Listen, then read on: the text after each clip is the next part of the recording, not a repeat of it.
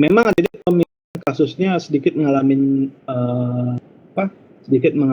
kendala karena kadang-kadang Anda jarang banget menemukan yang mengalami penyakit hati ketika minum paracetamol. Ya, dalam kondisi nyata mungkin Anda cuma bisa menemukan 2 atau 3 orang, ya seperti itu. Nah, seleksi kontrolnya juga punya kendala, Dede. Mana yang harus Anda pilih sebagai kontrol? Ya, karena bias sekali, ya. Anda jangan-jangan memilih-milih yang kontrol yang memang tidak punya penyakit hati sama sekali, seperti itu. Bisa saja itu terjadi. Anda milih kontrolnya tidak secara acak. Anda pilih-pilihin tuh mana yang SGOT-nya, SGOT, SGPT-nya baik, mana yang transaminasinya baik, sehingga bisa menimbulkan bias pada pemilihan. Ya. Kemudian bagaimana sih, apa sih parameter yang dihitung pada case control study? Yang dihitung adalah namanya odd ratio, Dede. Ya. Nah, Dede, misal ini, Dede, ya, Anda memulakan penelitian case control study. Anda cari yang pasien yang punya penyakit hati dengan yang tidak punya penyakit hati. Ya. Misalnya dari disease case, ya, disease case, pasien yang kena penyakit hati. Dari yang kena penyakit hati ada 100 orang, ya, yang minum paracetamol, ada 300 yang tidak minum. Ya. Sementara yang pada kelompok kontrol yang tidak punya penyakit hati, ya, ada 100 orang minum paracetamol, ada 3.900 orang yang tidak minum paracetamol. Lalu bagaimana Anda menghitung odd ratio-nya? Anda hitung lo odd pada case-nya, ya. Odd pada case dihitung dengan cara membandingkan mana case yang mendapatkan exposure, mana case yang tidak kena exposure. Berapa tadi? 100 kena exposure, 100 kena minum paracetamol, 300 tidak minum paracetamol. Maka ini adalah 100 per 300, adik-adik. Ya, 100 per 300. Dapat odd-nya 1 per 3, sepertiga. Ya. Nah, bagaimana odd pada kelompok kontrol? Kelompok kontrol yang minum paracetamol tadi ada 100. Ya. Yang tidak minum paracetamol ada 3.000. Maka Anda akan dapatkan odd 1 per 39. Nah, bagaimana menghitung odd ratio? Gampang sekali, adik-adik. Ya, Anda tinggal bagi odd ratio pada case, Anda bagi dengan odd ratio pada apa? Pada kontrol, yaitu 1 per 3, Anda bagi 1 per 3. Ya. Atau naik sini, atau odd ratio-nya 39 per 3. Ya. Atau dapat odd ratio sama dengan 13 misalnya. Ya.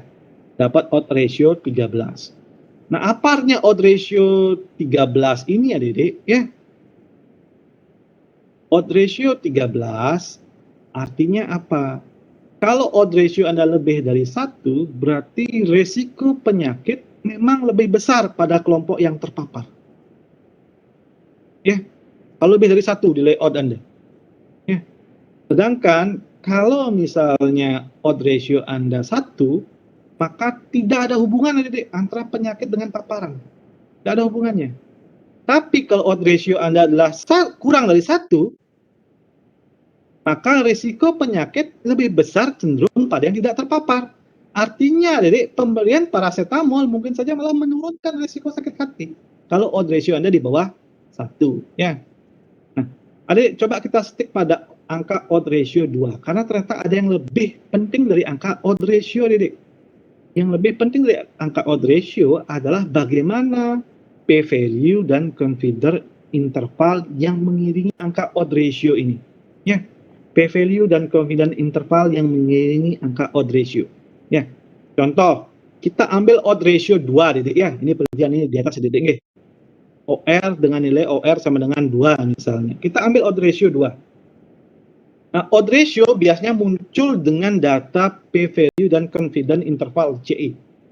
Nah, sebutkan odd ratio penyakit odd ratio paracetamol menyebabkan kerusakan hati adalah 2 dengan p-value 0,05 dan 95% CI, ya, atau 55% confidence interval terletak pada angka 1,8 sampai dengan 2,3. Ini apa artinya, Dedek? Artinya bahwa nilai odd ratio Anda memiliki peluang 1 sampai 20, 1/20 ya. Nilai odd ratio 2 ini hanyalah punya peluang 1/20 muncul secara acak. Ya, 1/20 aja muncul secara acak. Artinya 19/20 odd ratio Anda ini benar secara statistik. Ya, tidak muncul secara acak. Ya, peluang angka 2 ini muncul secara acak adalah 1/20. Sementara confident interval 95% artinya apa? Anda yakin bahwa 95%, Anda percaya atau yakin 95% bahwa dalam populasi yang lebih besar, odd ratio Anda berada di antara rentang 1,8 sampai 2,3, Dede. Ya, artinya apa? Rentang ini, Dede, Anda perhatikan tidak menyentuh angka 1, ya, tidak menyentuh odd ratio 1, ya. Dan Anda perhatikan rentangnya pun pendek, Adik-adik, ya, 1,8 sampai 2,3, pendek, mendekati angka 2. Artinya odd ratio ini, Adik-adik, statistikally signifikan secara statistik dan juga signifikan secara klinis. Artinya apa? Dengan odd ratio 2, Anda bisa menyatakan bahwa minum paracetamol menimbulkan resiko terkena penyakit hati itu 2 kali lebih besar dibandingkan yang tidak minum paracetamol. Anda yakin? Ya, dalam populasi yang lebih besar, bukannya di sampel ini, paling nggak dapat hasil 1,8 kali lebih besar sampai maksimal 2,3 kali lebih besar seperti itu. Ya, nanti kita lihat bagaimana p-value ketika nanti di cohort. Ya, kita akan lihat kasus minggu di cohort. Nah, ini Dek, kelebihan dan kekurangan dari case control study. Silakan dibaca ya. Nah, kita masuk ke cohort sekarang, Dek. 30 menit ya. Cukup. Cohort ini, Dek, penelitian yang mempelajari kelompok yang mendapatkan paparan dengan kelompok tanpa paparan untuk melihat efek atau penyakit yang ditimbulkan. Ya, saya akan fokus ke cohort prospektif, Dek, cohort yang berisi follow up ke depan. Ya. Jadi begini, Dek. Dalam cohort ini, Dek, Anda tidak cari orang yang kena penyakit. Ya, enggak. Anda cari orang yang apa? Orang yang mendapatkan paparan. Anda cari orang yang dapat paracetamol, Anda cari orang yang tidak mendapatkan paracetamol. Lalu kedua kelompok grup ini Anda bandingkan seiring berjalannya waktu. Pada kelompok yang mendapatkan paracetamol, ada nggak yang mengalami penyakit hati? Ada nggak? Atau mungkin berapa persen yang mengalami penyakit hati? Berapa persen yang tidak mengalami penyakit hati? Pada kelompok yang tidak mendapatkan paracetamol juga sama. Anda cari berapa persen yang mengalami penyakit hati, berapa persen yang tidak mengalami penyakit hati. Ya, perhatikan baik-baik, Dek, kelompok direkrut berdasarkan dia adanya paparan apa tidak. Dia minum paracetamol atau tidak minum paracetamol. Seperti itu. Ini beda antara cohort prospektif dengan cohort retrospektif, Dek. Nanti silakan dibaca, nggih, bagaimana cohort beda prospektif dengan retrospektif. Ini langkah-langkahnya bisa dibaca. Ini desainnya juga bisa dibaca nanti ya. Baca nanti saya bagikan. Nah, apa yang dipakai untuk menghitung cohort, yaitu namanya relative risk, Adik. Ya. Contoh, ini saya punya 5 orang, Adik ya. 5 orang ini, Adik, dari 5 orang yang minum paracetamol dan juga ada 5 orang yang tidak minum paracetamol. Ya. Selama 5 bulan saya analisis, ya. Ternyata dari 5 orang yang minum paracetamol ada 3 yang ngalamin penyakit. Insiden penyakitnya adalah 3 dibandingkan dengan 5 orang. Ya. Sementara pada orang yang tidak minum paracetamol, ternyata ada 2 orang yang ngalamin penyakit hati. Sementara 3 orang tidak. Hanya ada insiden penyakitnya 2 orang berbanding dengan 5 orang. Dari sini, Dek, kita ngitung relative risk. Ini contoh lebih besar lagi untuk hitung relative risk. Contoh, pada orang yang mendapatkan paracetamol, 40 orang kena penyakit hati, 60 orang tidak kena penyakit hati. Sorry. Dari total 60 orang yang minum paracetamol, 40 orang, Adik-adik, kena penyakit hati, sementara ada 20 orang tidak kena penyakit hati. Resikonya adalah 0,66. Sementara dari kelompok yang tidak minum paracetamol, ada 24 orang yang kena penyakit hati, sisanya tidak kena penyakit hati. Sehingga resikonya adalah 0,4. Nah, dari sini Dede, Anda bisa menghitung relative risk. RR. Ya. RR tinggal dibagi aja 0,66 ya. Risk pada kelompok yang mendapatkan paracetamol dibagi dengan risk pada kelompok yang tidak mendapatkan paracetamol. Dapat hasil 1,67 di sini. 0,66 dibagi 0,40.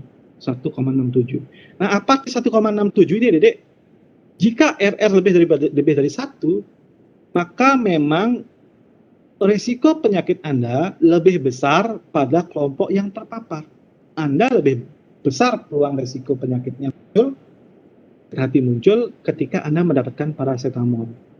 Kalau RR1 tidak ada hubungan, kalau RR kurang dari 1, risiko penyakit malah lebih banyak muncul pada yang tidak mendapatkan paracetamol. Tidak mendapatkan paracetamol. Artinya jangan-jangan paracetamol malah melindungi pada penyakit hati.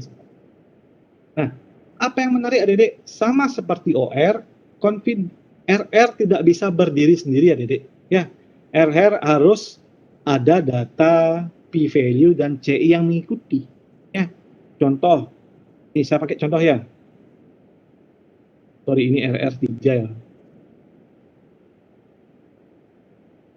Contoh, ini ada data RR3 dengan p-value 0,05, sementara 95% CI-nya berada pada rentang 1,8 dan 33.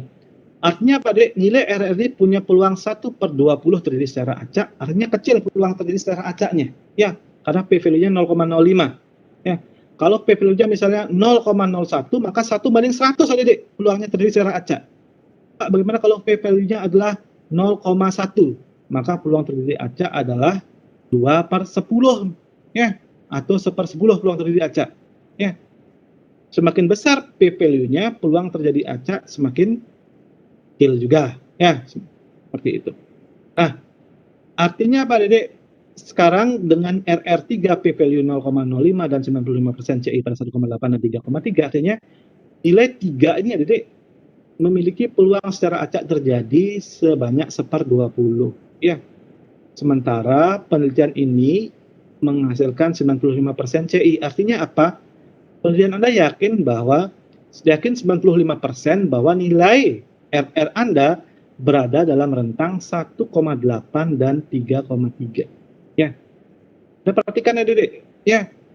Anda perhatikan nilai RR3 rentangnya 1,8 sampai 3,3. Artinya apa, Dede? Nilai RR Anda berada dalam rentang ini. Ya, dalam populasi yang lebih besar nilai Anda bisa saja paling kecil 1,8 nilainya, paling besar 3,3. Anda perhatikan, Dede, rentang yang rendah ini ya, Dede, rentang yang rendah menunjukkan bahwa penelitian Anda ini adalah signifikan secara statistik dan signifikan secara klinis ya, Dede. Artinya tetap, ya, nilai CI ini menunjukkan bahwa meskipun dalam populasi yang lebih besar, tetap saja Dede, ya, relative risk-nya di atas 1. Artinya memang ketika Anda mengkonsumsi paracetamol, Anda memang punya peluang untuk kena penyakit hati. Ya. Sementara perhatikan di bawah Dede sekarang. Ketika RR3 p-value 0,05 95% CI, CI-nya berada dalam rentang 0,5 sampai dengan 3,3. Artinya apa, Dede? Dalam populasi bisa saja Anda mendapatkan nilai CI 0,5. Ya, 0,5 itu di bawah 1, Dede. Ya. Artinya penelitian Anda ini tidak konklusif. Ya. Dia secara statistik signifikan, ya, secara statistik signifikan. P-value-nya 0,05, CI-nya 95. Tapi secara klinis tidak, Dede. Tidak, karena dia masuk ke rentang 1, Dede. Ya, rentang 1. Ya. Rentang 1, artinya masuk dalam rentang 1 apa? Ya, ini tidak kompatibel lah, Dede. Ya, tidak kompatibel. Artinya apa? Bisa saja RR-nya pada populasi yang lebih besar berada pada rentang 1. Artinya apa? Tidak ada hubungan antara minum paracetamol dengan sakit hati, dan bahkan bisa saja di antara 0,5. Malah minum paracetamol bisa meningkatkan kondisi hati. Nah, ini yang Dede, kelebihan studi cohort dan kekurangannya. Ya, tolong nanti bisa dibaca. Terakhir adalah penelitian yang memang jarang digunakan pada randomized pada penelitian farmakoepidemiologi, tapi merupakan gold standar penelitian farmakoepidemiologi. Nah, ada dua randomized control trial ini, ada beberapa kata kunci yang bisa Anda pegang. Pertama itu adalah randomized control trial. Randomisasi, pemilihan pemasukan ke kelompok kontrol dan kelompok uji itu random banget. Kemudian kontrol, dikontrol deh, ada kriteria inklusi, ada prosedur yang dikontrol, ada outcome yang dikontrol. Ya, jadi dikontrol semuanya, mana pasien yang masuk kondisinya seperti apa dikontrol, prosedurnya pun juga dikontrol dengan baik, outcome-nya pun dikontrol. Dan trial artinya apa? Ada intervensi. Ya, ada kelompok yang diintervensi, diberikan pengobatan, ada yang kelompok yang dijadikan sebagai kontrol. Ya, ada kelompok yang tidak mendapatkan. Ya, ini merupakan penelitian komparatif dan juga ada eksperimennya. Ya. Ini RCT biasanya digunakan pada uji klinik untuk meneliti efikasi kemudahan kualitas. Tapi kadang-kadang semakin muncul tren untuk menggunakan RCT pada farmakoepidemiologi atau post marketing uji. Ini tahapan-tahapan uji klinisnya, Dedek. Dan ini beberapa desain RCT yang ada adalah parallel design, ada factorial design, ada crossover design. Kita terlalu banyak bahas ini, Dedek, karena jarang sekali RCT sampai memang trennya meningkat, tapi masih penelitian RCT untuk penelitian farmakoepidemiologi masih jarang dilaksanakan. Ya. Ini prosesnya ya, proses paralel design, pasien eligible random intervensi B outcome-nya diteliti. Ini proses crossover, pasien penuhi kriteria random intervensi A, intervensi B, ditukar intervensinya. Ya, intervensi B, intervensi A, baru outcome-nya dideteksi. Dan juga parallel factorial design, pasiennya sudah masuk kriteria, diacak, kemudian intervensi A, intervensi B, intervensi A dan intervensi B digabungkan, dicek outcome. Ya, ini langkah-langkahnya, Dedek, seleksi pemilihan subjek sampai protokol etika uji kliniknya. Anda bisa lihat ya di slide ya, silakan dibaca. Oke, saya tampilkan bagaimana dari tahapan random pemilihan subjeknya ya, uji di RS komunitas ya, bagaimana kriteria pasiennya, kriteria inklusi eksklusinya ya, rancangannya apakah desain RCT, paralel, crossover, faktorial ya, dan kelompok perlakuannya bagaimana ya, kelompok kontrolnya bagaimana ya, dan ini randomisasinya seperti apa, apakah simple randomization itu bagaimana, ini sudah kita bahas ya di pemilihan sampel. Dan blindingnya ya, blinding ini ada yang single blind, ada yang double blind. Ini pasien tidak single blind, pasien tidak tahu apa yang diberikan, apakah obat, apakah placebo. Double blind, pasien dan dokter pun tidak tahu apa yang diberikan. Atau triple blind, ya, pasien, dokter, dan pengolah datanya nggak tahu apa yang diberikan. Penilaian responnya seperti apa, protokol ujinya seperti apa, data seperti apa, dan sampai terakhir etika uji kliniknya seperti apa. Kekurangan dan kelebihannya, Dedek. Ya, demikian ke kuliah saya hari ini, Dedek. Ada yang mau ditanyakan dulu, silakan.